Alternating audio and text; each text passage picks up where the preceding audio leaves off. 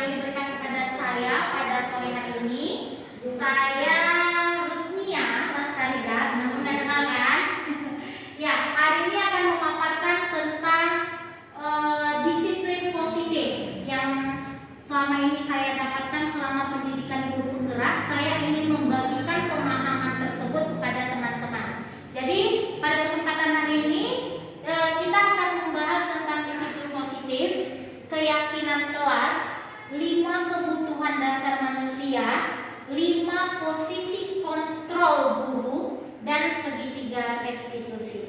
Siap teman-teman? Siap. Oke. Nah, untuk tujuannya sendiri diharapkan ketika kita sudah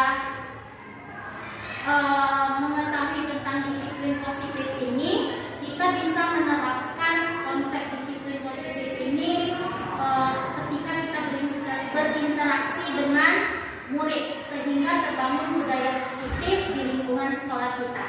Lalu tentunya strategi disiplin positif ini perlu kita lakukan karena ini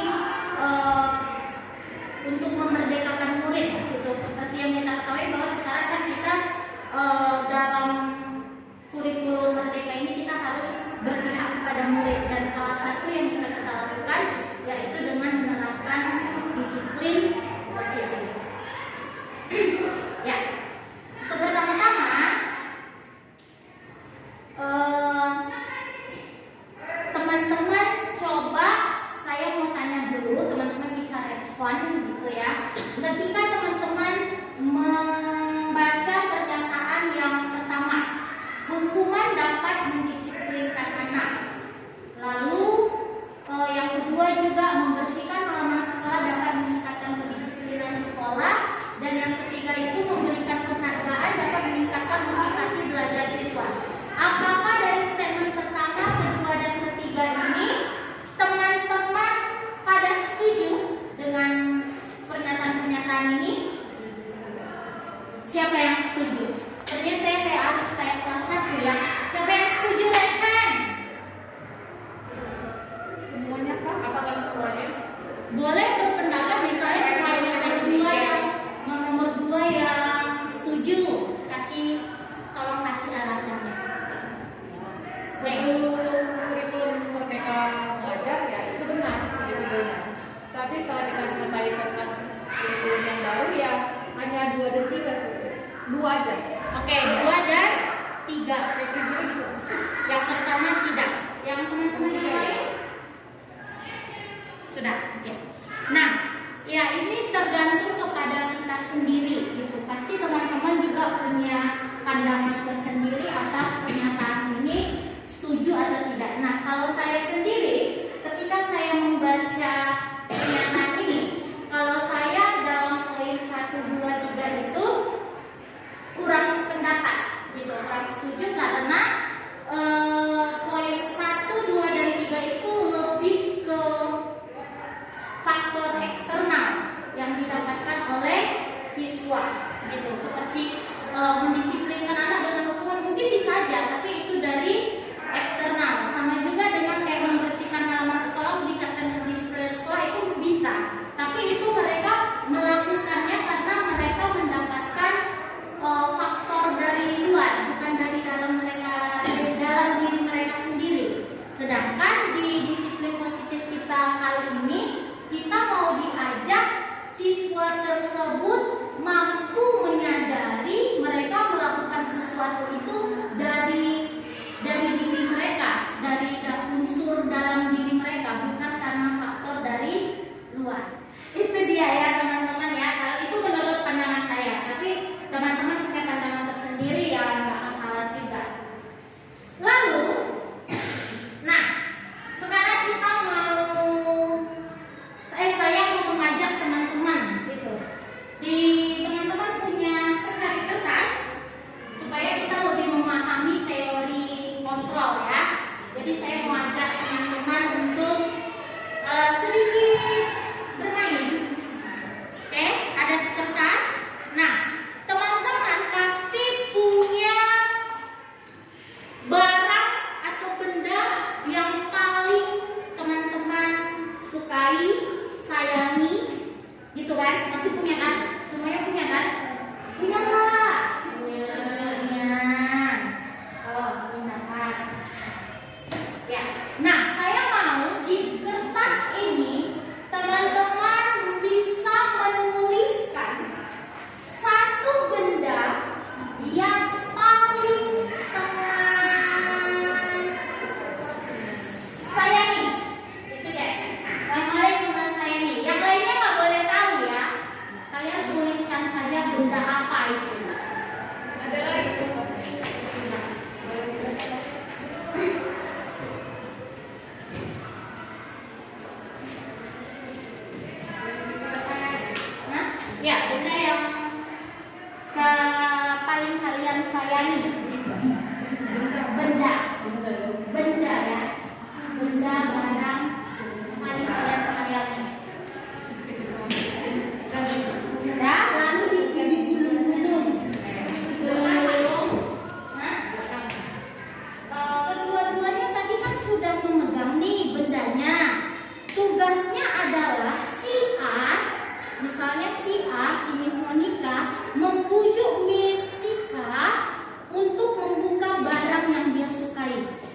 dengan berbagai cara. Boleh marah, boleh mengancam, boleh disuap, terserah. Begitu pula sebaliknya.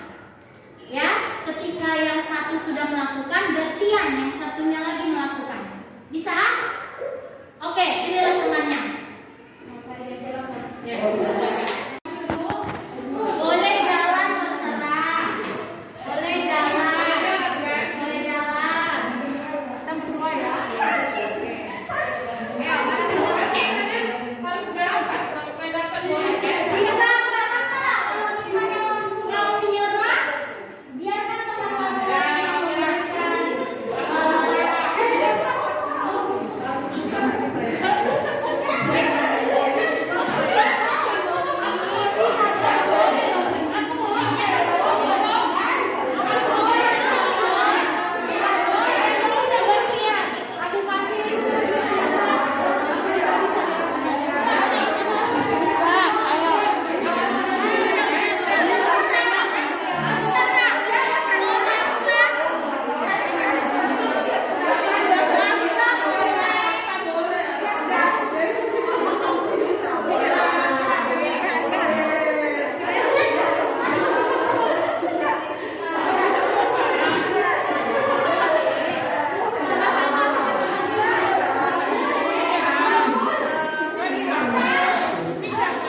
tadi ketika teman-teman berinteraksi, ada yang membuka, ada juga yang tetap kekeh tidak mau membuka kepalanya. Itu yang terjadi tadi, ya kan? Teman-teman bisa lihat sendiri tadi ketika dirayu ada yang buka, tapi mau gimana pun caranya, ada juga yang dia tetap tidak membuka. Nah, dari kejadian tadi tersebut, dari kegiatan yang kita lakukan tadi, sebenarnya siapa sih yang memiliki kontrol sesungguhnya? Siapa? Kita sendiri. Kita yang mengontrol apakah kita mau membuka atau kita tetap bertahan. Ya. Tadi ada yang membuka karena bujukan. Mungkin pada saat itu kebutuhan dasar dia pada saat itu adalah bujukan. Dia kepingin dibujuk. Jadi dia membuka kepalanya. Dia memiliki kontrol terhadap dirinya untuk membuka. Ya, begitu juga yang tidak membuka. Kita sendiri yang memiliki kontrol terhadap apa yang kita lakukan. Nah, Dr. William Glasser dalam kontrol teorinya, teman-teman bisa baca ya. Di sini diluruskan beberapa hal, gitu. Yang pertama itu ada ilusi guru mengontrol murid. Nah, di sini pada dasarnya kita tidak dapat memaksakan murid untuk berbuat sesuatu jikalau murid tersebut tidak mau melakukannya. Ya, jadi kita nggak bisa memaksakan kehendak murid. Sama seperti tadi, mau kayak manapun, kalau dia nggak mau seperti itu, mau melakukan seperti itu, dia akan melakukan seperti itu. Kita nggak ada hak untuk mengontrol anak. Lalu yang kedua, penguatan positif dan rujukan adalah bentuk-bentuk kontrol. Apa tadi bilang? Yang ketiga, menggunakan kritik dan rasa bersalah untuk mengontrol murid, gitu ya. Saya juga kadang pernah melakukannya, gitu. Contohnya gini, ketika misalnya siswa kita tidak mau melakukan atau mengerjakan tugasnya, apalagi untuk anak kelas rendah, ada nggak teman-teman yang di sini pernah bilang, ih kasihanilah Miss, tolonglah kasihanilah Miss, kerjakanlah tugas kamu. Nanti kalau kamu nggak kerjakan tugas kamu, Miss itu guru loh sama kepala sekolah, kamu nggak kasihan lihat Miss. Itu sebenarnya ketika kita melakukan hal itu pelan sih nadanya, ya kan? Tetapi maknanya negatif, pesan yang kita sampaikan negatif. Anak-anak menangkap bahwa iya ya, nanti kalau aku nggak kerjakan tugas, Miss ini dimarah sama kepala sekolah. Jadi dia jadi merasa bersalah kalau dia tidak mengerjakan tugas, dan itu membuat anak-anak itu bisa jadi minder sendiri, dan itu kontrol yang seperti itu juga kurang tepat untuk kita lakukan. Gitu. Lalu yang keempat, ilusi bahwa orang dewasa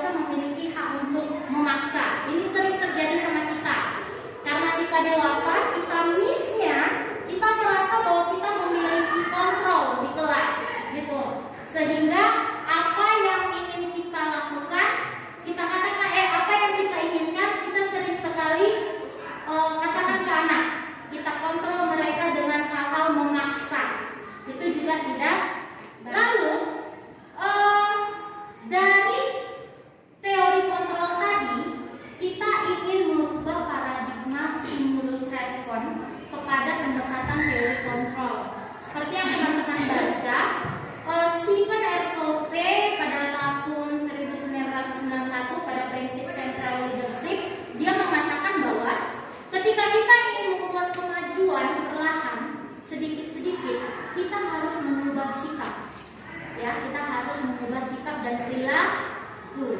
Kita mengubah kerangka acuan kita. Ubahlah bagaimana kita melihat dunia. Kita berpikir tentang manusia. Kita harus merubah paradigma kita dulu, baru kita bisa berubah. Caranya bagaimana? Yang pertama, dulu mungkin kita di sini teman-teman bisa lihat gitu kan. Kita harus merubah paradigma kita dari stimulus respon ke teori kontrol. Teman-teman juga saya rasa sudah pada pernah mendengar hal ini gitu ya dari Miss Yosi. Jadi teman-teman juga bisa lihat di sini stimulus respon, orang lain bisa mengontrol saya, hanya kita sendiri yang mengontrol diri kita sendiri, seperti yang tadi kita lakukan. Saya rasa hal ini tidak asing bagi teman-teman ya. Tentang stimulus respon kita harus ubah menjadi teori kontrol, karena sesungguhnya yang memiliki kontrol itu seperti yang tadi kita bilang kita sendiri. Oke. Nah, dari paradigma tadi, ketika kita sudah mengubah paradigma kita tadi, kita bisa menerapkan disiplin positif. Jadi ketika pandangan kita sudah berubah, cara pola pikir kita sudah berubah, kita bisa menerapkan disiplin positif itu. Jadi disiplin, tapi sebelumnya, ketika dengar kata disiplin, apa yang teman-teman pikirkan? Tertib, apa lagi? Aturan, apa lagi? Teratur, ya. Jadi kita sering sekali, bahkan saya sendiri juga kadang menganggap disiplin, tertib, aturan, hukuman, tata tertib. Jadi kalau nggak dilakukan, maka akan ada hukuman. Bukankah begitu selama ini yang kita pikirkan? Nah, sekarang kita mau diajak untuk berpikir bahwa disiplin ada yang namanya disiplin positif. Jadi disiplin positif itu tidak perlu dengan hukuman. Ini dia ya. Tadi ya teman-teman bilang tata tertib, teratur, kepatuhan, gitu kan. Jadi sering sekali kita hubungkan disiplin positif ini dengan hukuman, sehingga itu membuat ketidaknyamanan, ya, ketidaknyamanan. Jadi apalagi kalau kayak kita, budayanya kita itu, kalau dibilang disiplin, maka yang kita pikirkan, oh kita harus patuh, kita harus taat, gitu ya. Sehingga ketika kita melakukannya itu ya karena kita takut dihukum, ya karena faktor eksternal tadi membuat kita tidak nyaman. Nah, di sini si Diana Gosen pada bukunya pada tahun 2001 menyatakan bahwa disiplin berasal dari bahasa Latin yang artinya belajar. Nah, disiplin juga sama dengan murid atau pengikut. Jadi untuk menjadi seorang murid atau pengikut, seorang harus paham betul alasan mengapa mereka mengikuti suatu ajaran tertentu. Sehingga motivasi yang terbangun adalah motivasi intrinsik, bukan ekstrinsik, bukan dari luar tetapi dari dalam. Seperti yang tadi. Nah, disinilah tujuan kita belajar tentang disiplin positif. Jadi kita bukan memberikan hukuman kepada anak supaya anak itu taat, tetapi anak itu harus sadar sendiri tindakannya itu tidak benar. Mengapa mereka melakukan sesuatu, mereka tahu apakah itu benar atau tidak. Itulah dia, makanya kita penting untuk belajar disiplin positif ini gitu. Nah, namun sering sekali apalagi untuk anak-anak, kesadaran kita itu kan apa ya, susah timbulnya. Yang penting mereka lakukan, salah atau benar ya udahlah gitu kan. Disitulah peran kita sebagai guru yang menyadarkan, yang menuntun, yang memberikan tuntunan kepada anak-anak agar mereka bisa melakukan disiplin positif tersebut. Jadi kita sebagai guru yang menuntun lah anak-anak tersebut.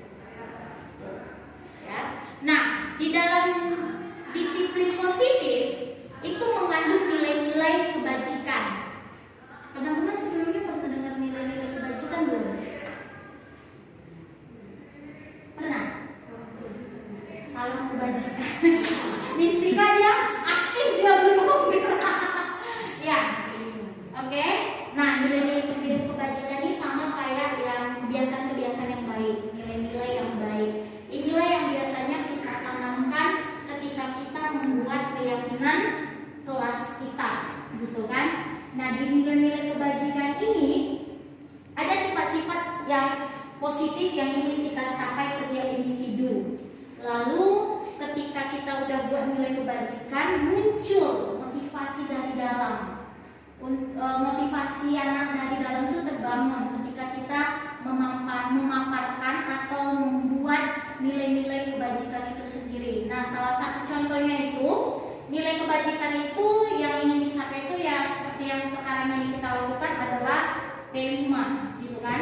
Kita menanamkan karakter-karakter yang ada di dalam P5, bergotong royong, inisiatif dan sebagainya, kreatif, itu kan bertakwa dan beriman pada Tuhan Yang Maha Esa, gitu, bernalar kritis, itu nilai-nilai kebajikan yang ingin kita tanam ke anak-anak. Tapi bukan di dalam P5 aja, teman-teman juga untuk mengetahui nilai kebajikan itu, teman-teman bisa baca dari IPO 9 pilar karakter. Di situ banyak nilai-nilai kebajikan yang bisa teman jadikan landasan untuk membuat keyakinan kelas. Jadi, disiplin positif itu penerapan disiplin tanpa kekerasan atau ancaman, namun melainkan komunikasi efektif antara guru dan siswa. Apakah teman-teman setuju dengan statement ini? Setuju nggak? Setuju?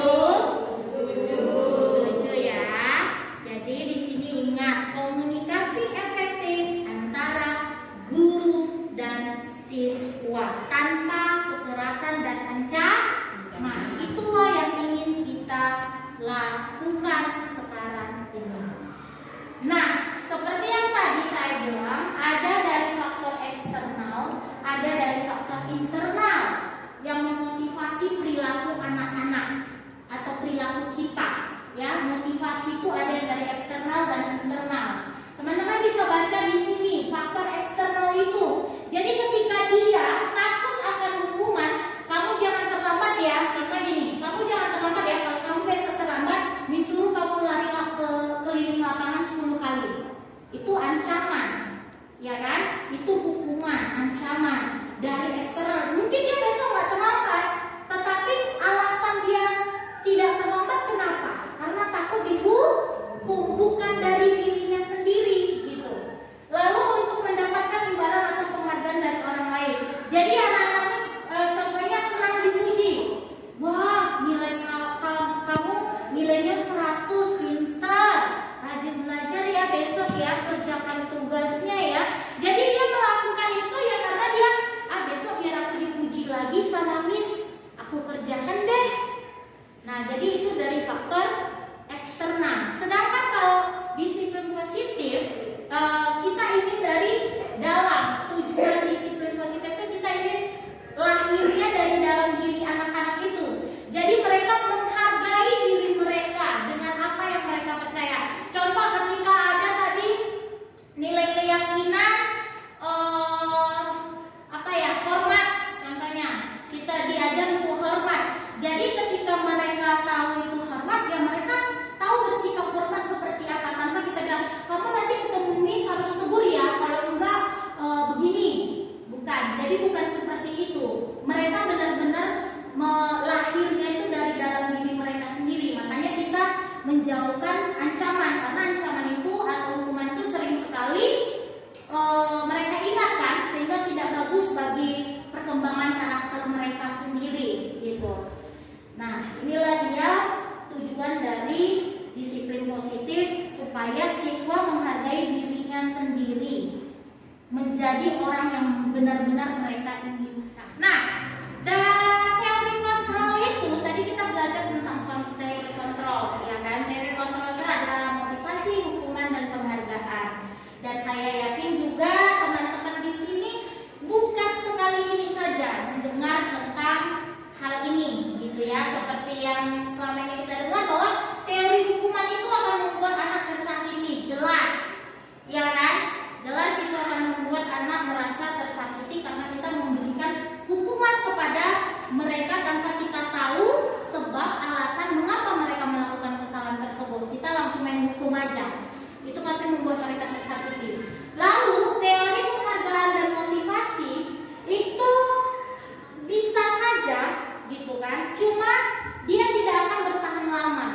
Jadi seperti yang tadi itu adalah faktor eksternal.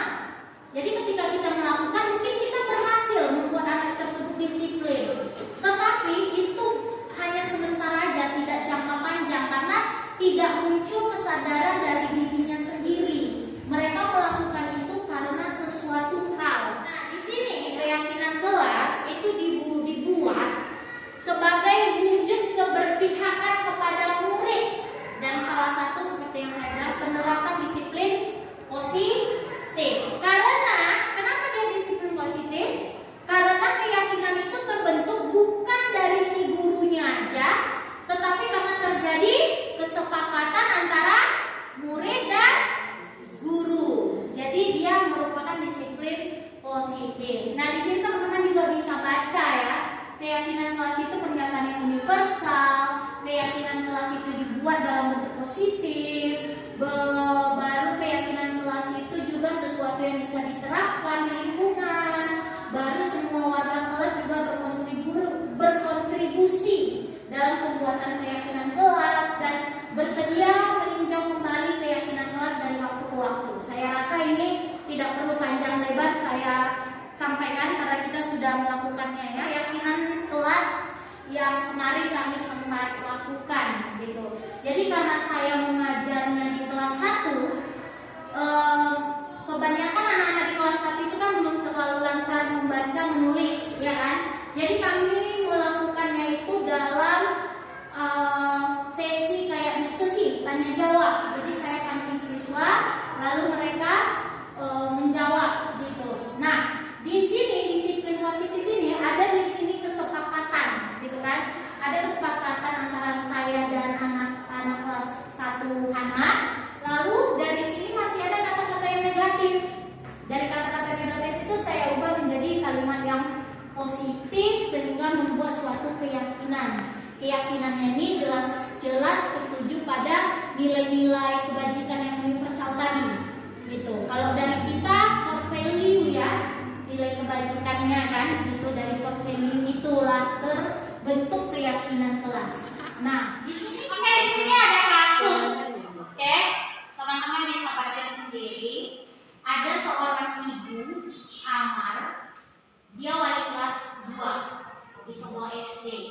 Dia menghadapi ulah salah satu anaknya yang bernama Sidoni. Lalu teman-temannya itu mengeluh sama si ibu gurunya ini gitu. Karena si Doni ini sering sekali meminta bekal makan siang mereka. Menurut teman-teman, ketika si Doni melakukan itu, kebutuhan dasar apa yang sebenarnya si Doni inginkan, butuhkan pada saat itu? Butuh makan. Apa? Oke. Butuh makan. Bertahan hidup, dia butuh makan. Lalu apa lagi kira-kira? Kebutuhan apa yang ingin didapatkan oleh si Doni ketika dia sering sekali mengapain bekal temannya? Cari perhatian. Cari perhatian berarti lebih ke Kasih sayang. kasih sayang, ya? Iya. Kasih sayang. Ada lagi kemungkinannya? Oke, sekarang kita lihat. Nah, ketika si Doni ditanya oleh ibu, dia menjawab, ia lapar dan orang tuanya tidak membawa bekal makan. Ini kebutuhan apa? Bertahan hidup. Bertahan Hidup. Lalu, ketika si Doni menjawab, alasannya mengambil bekal itu karena dia merasa senang, teman-temannya memperhatikan dia. Kasih sayang, cari perhatian. Ya, oke. Ketika dia ditanya dan jawaban si Doni, dia merasa hebat karena temannya jadi takut sama dia. Jadi teman-temannya itu bisa menuruti keinginannya. Kesenangan. Hah? Kesenangan. Kesenangan. Ada yang lain? Kepuasan ya. Kepuasan. Ada nggak kepuasan? Penguasaan gitu ya. Lebih ke penguasaan. Oh, penguasaan. Penguasaan. Jadi dia kepingin merasa dia yang hebat. Berkuasa ya. Sama dia. Gitu. Lalu ketika si Doni menjawab, dia merasa bosan. Bekal makanannya itu aja. Itu kebutuhan apa? Kebebasan. Kebebasan. Ya, dia ingin makanannya juga diganti gitu. Dan yang terakhir, ketika dia menjawab, dia senang sih kalau isengin temannya, lihat temannya ya. Ini kesenangan karena dia melihat teman-temannya ketawa, dia happy gitu. Nah, kalau di kelas saya berusaha untuk melihat kondisi mereka dan saya pilahkan ke kebutuhan dasar anak-anak. Lalu ke peristiwa-peristiwa itu saya rangkum dan di sini dia kasih sayang seperti teman-teman tahu Cecilia seperti apa gitu. Dia suka sekali mencari perhatian. Ketika dia tidak diperhatikan maka dia akan melakukan berbagai cara Dan di sini saya menyadari bahwa dia kebutuhannya adalah kasih sayang. Lalu yang di sana kenapa saya bilang bertahan hidup? Karena dua anak ini dia tidak pernah yang anak ini yang nomor 2 dia tidak pernah dikasih namanya nasi. Itu. Jadi dia selalu bukan selalu, kadang dia meminta kepada temannya kalau dia lapar gitu. Dia selalu cuma bawa snack-snack ringan. Sedangkan yang di sana pernah sewaktu-waktu mamanya memang tidak menyediakan bekal kepada dia. Lalu di sini kesenangan. Kenapa saya bilang kesenangan? Saya pernah bertanya sama dia, Lex, kenapa baju kamu keluar? Happy aja, Miss. Cool, kata dia gitu. Enak dia happy kalau bajunya tuh keluar. Jadi di situ saya bilangkan, oh ini kebutuhan dasarnya dia mau bersenang-senang gitu. Lalu di sini ada penguasaan. Anak yang satu ini dia memang kepingin menonjol gitu. Jadi setiap kita bertanya dia selalu ingin menjawab, ya. Dia ingin menjawab, dia tunjuk tangan, dia sepertinya kepingin, dia senang dipuji hebat gitu. Dia kepingin menunjukkan dia saya bisa gitu.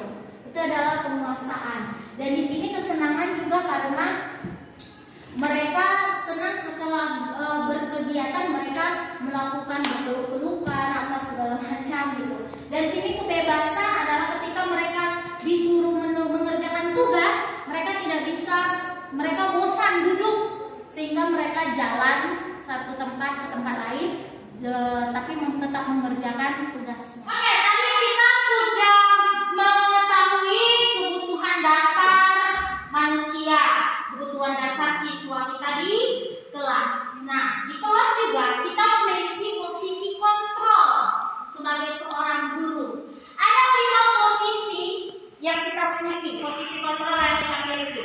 Yang pertama mendukung, kedua membuat rasa bersalah, ketiga teman, keempat pemantau, dan kelima manajer. Ya, nah, bagaimana sih posisi kontrol guru sebagai seorang pendukung? Ayo, teman-teman di sini masih suka nggak melakukan posisi kontrol pendukung? Contohnya seperti itu, suara tinggi, menghadik, melotot, menunjuk-nunjuk.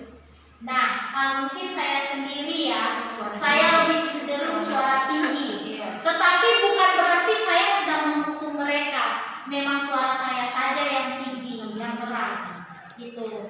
Ya, langsung menghadik dan melotot. Melotot mungkin gini ya. Kalau misalnya kita udah nggak tahu lagi, kita gunakan posisi kita tuh kan, kita panggil nama-namanya. Misalnya contoh anak saya aja lah, saya langsung kita lotot, gitu. Di situ kita sudah melakukan posisi kontrol sebagai seorang penghukum. Ya, masih ada teman-teman yang seperti itu? Masih ya. Lalu pembuat rasa bersalah, suaranya lembut. Ya, ini tadi yang seperti saya bilang, suaranya lembut tetapi membuat orang lain bersalah. Contohnya, tolonglah nak, kasihanilah Miss, janganlah buat Miss stres, Miss capek loh. Nah, itu kita sedang membuat rasa bersalah kepada siswa. Masih ada di sini? Ada, ya kan? Lalu teman, mungkin kita di sini lebih banyak melakukan posisi sebagai teman, gitu ya. Nah, kita suka bercanda sama anak murid sehingga murid itu nggak merasa terlalu takut kepada kita, gitu kan? Kita bisa tertawa sama murid, itu kita sedang melakukan posisi kontrol sebagai teman. Hanya saja ketika kita melakukan posisi kontrol sebagai teman, kita membuat siswa menjadi ketergantungan sama kita. Jadi dikit-dikit Miss, Miss, Miss, dan Miss. Jadi dia karena merasa dekat sama kita, dia terus datang ke kita. Ya kan? Jadi dia tergantung sama kita. Itu dia posisi teman. Nah, pemantau di sini kita tegas, lalu kita mengawasi, dan kita tidak melakukan hukuman, hanya konsekuensi. Jadi ketika dia melakukan kesalahan, kita kasih konsekuensinya apa? Itu pemantau. Setelah kita mengawasi. Nah, yang paling tinggi adalah manajer. Nah, di sini guru berbuat sesuatu bersama dengan murid, mempersilahkan murid mempertanggungjawabkan perilakunya, mendukung murid dapat menemukan solusi atas permasalahannya sendiri. Kita di dalam disiplin positif ini, capaian yang ingin kita capai itu dalam posisi kontrol guru itu ini, manajer. Ya, manajer. Kita bisa berbuat sesuatu bersama murid. Sudah adakah yang pernah melakukan posisi kontrol ini? Tahu nggak? Teman-teman dapat gambaran nggak dengan posisi kontrol manajer ini? Teman-teman dapat gambaran nggak? Berbuat sesuatu bersama murid, mempersilahkan murid mempertanggungjawabkan perilakunya, mendukung murid agar dia menemukan solusi atas kesalahannya sendiri. Teman-teman pernah nggak melakukan posisi kontrol ini? Oke, mungkin teman-teman masih bingung ya? Masih bingung ya? Bagaimana ya? Oke, kita lanjut ya. Kita lanjut sebentar. Nah, ini dia posisi kontrol. Dari 5 posisi kontrol tadi, posisi kontrol apa yang cenderung kita terapkan di kelas? Siapa yang penghukum? Raise hand. Ada. Siapa pembuat rasa bersalah? Raise hand. Rasa bersalah. Membuat rasa bersalah. Siapa yang teman? Raise hand. Gak ada semua loh. Siapa pemantau? Raise hand. Oh, Miss Misma pemantau. Siapa yang manajer? Raise hand. Jadi yang lainnya yang gak raise hand itu apa? 1, 2, 3, 4. Semuanya ya. Semua posisi itu dilakukan. Tetapi di dalam kali ini kita ingin lebih menerapkan sebagai posisi kontrol sebagai seorang kebagian yang terakhir, segitiga restitusi. Seperti yang teman-teman tahu, restitusi itu adalah menciptakan kondisi bagi murid untuk memperbaiki kesalahan mereka. Itu dia restitusi. Ciri restitusi itu apa aja sih? Teman-teman bisa baca sendiri ya. Bukan untuk menebus kesalahan, namun belajar dari kesalahan. Memperbaiki hubungan, bukan paksaan.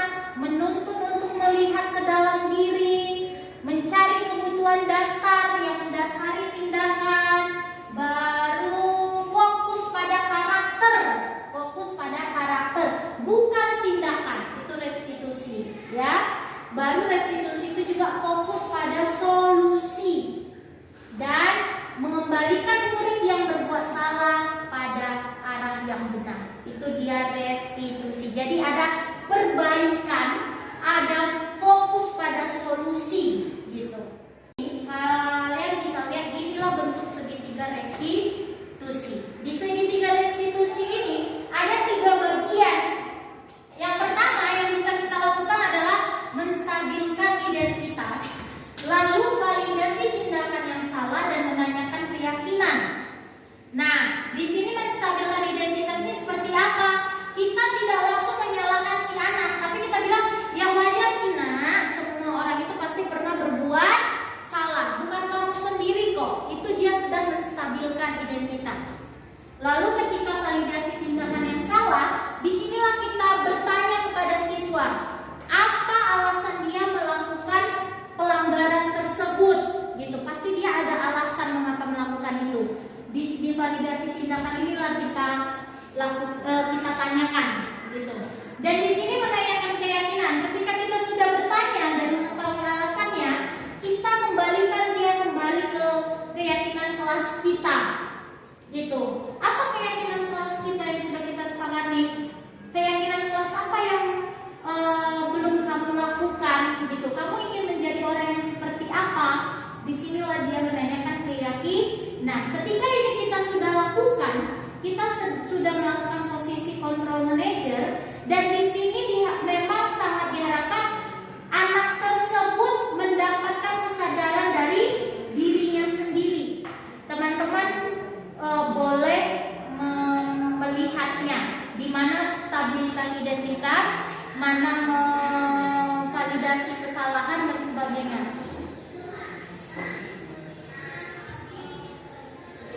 Oh iya.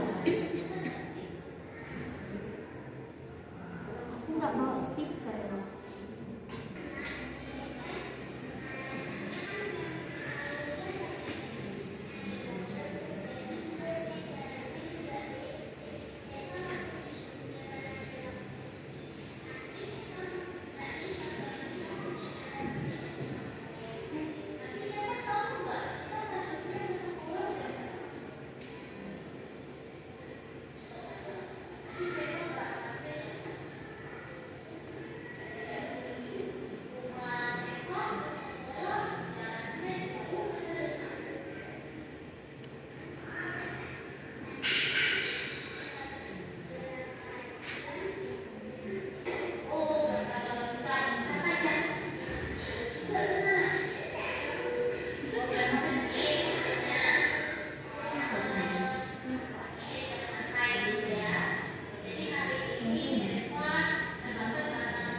Oke, itu dia ya. Jadi saya melakukan segitiga restitusi kepada anak ini ketika dia terlambat. Yang pertama, ketika saya menanyakan ketika anak ini terlambat, saya bilang tidak apa-apa karena bukan dia sendiri yang datang terlambat. Di situ saya sedang menstabilkan identitas. Jadi tidak membuat dia merasa bersalah, tapi membuat bahwa ya bukan dia aja sih yang terlambat. Lalu ketika saya bertanya kenapa dia terlambat, saya sedang memvalidasi kesalahan. Dia kasih alasannya. Dan ketika dia bilang dia belum melakukan keyakinan kelas dan dia tahu harus bagaimana, dia bilang tadi kan dia akan mengasih tahu ke mamanya, ya kan, supaya lebih cepat lagi. Dan di situ dia sedang segitiga restitusi yang saya lakukan di situ adalah menanyakan keyakinan, gitu. Jadi di situ dapatlah ketiga-tiganya. Jadi ketika kita melakukan segitiga restitusi, 3 elemen ini kita lakukan. Dan ketika kita sudah bisa melakukannya, maka kita sudah bisa dikatakan kita itu sedang melakukan posisi kontrol sebagai seorang manajer. Tuh saja yang bisa saya sampaikan kepada teman-teman tentang disiplin positif. Semoga dengan pemaparan saya kali ini teman-teman bisa menerapkan disiplin positif di kelas dengan mengingat hal-hal penting yang tadi itu, sehingga ketika kita melakukan disiplin positif, maka budaya positif bisa kita lakukan di lingkungan sekolah kita ini. Ingat, bukan menghukum tetapi restitusi. Thank you untuk hari ini. Terima kasih atas kesempatan yang diberikan kepada saya.